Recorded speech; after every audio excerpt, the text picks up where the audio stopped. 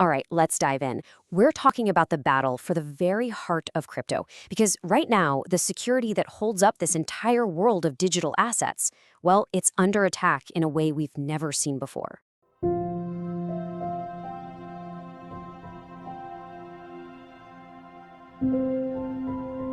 I mean, it's a question that's probably crossed your mind, right? How safe are your digital assets really? You see all the talk about encryption, the security features. You just assume it's this impenetrable digital fortress. But is it? Well, here's the thing. Crypto is actually fighting a war on two completely different fronts. On one side, you've got this futuristic, almost sci-fi battle against a technology that could literally break everything. And on the other, a much more personal, immediate fight against a weakness that's as old as time itself: human nature. Let's break down exactly what that means. So yeah, we're really framing this whole explainer around this idea of a two-front war.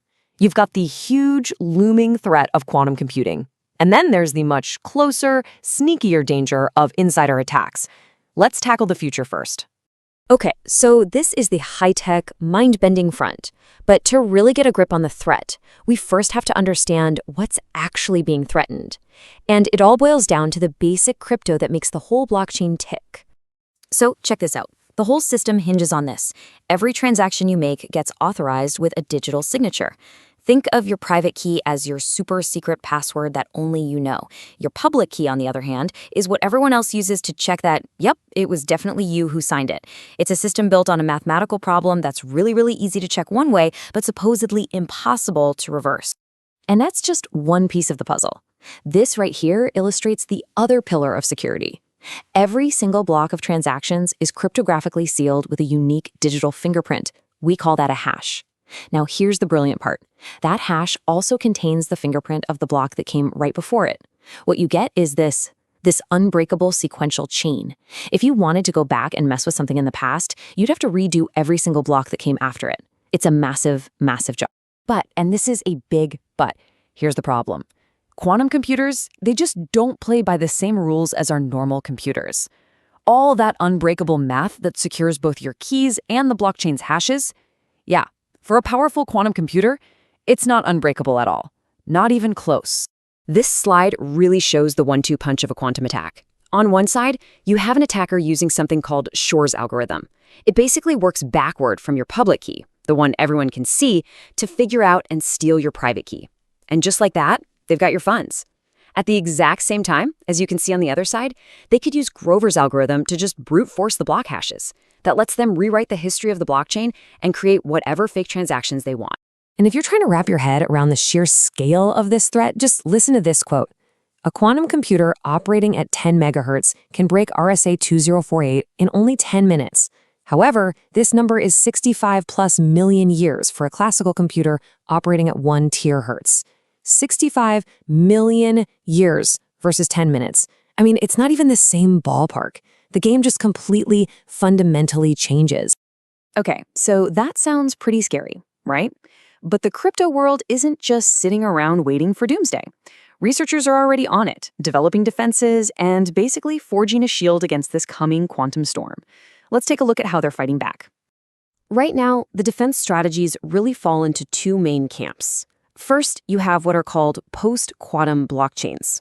The easiest way to think about this is using new, much harder math on the computers we have today.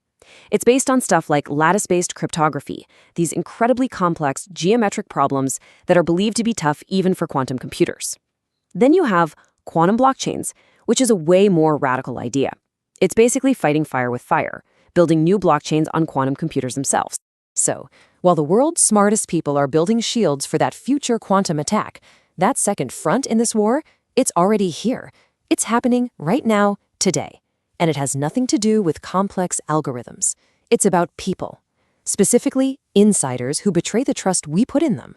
Just look at this number, 70,000. In a recent breach at Coinbase, nearly 70,000 users had their personal data exposed. And this wasn't some sophisticated Mission Impossible-style hack. It happened because a customer service agent was recruited by criminals. It was an inside job. And when you look at the financial fallout, it is just staggering. You can see here that the direct theft from phishing and the extortion attempts cost tens of millions. But look at the potential repair and reimbursement costs. We're talking about climbing into the hundreds of millions. This is the real immediate price tag of that human element. And the way they did it, as you can see here, is just devastatingly simple.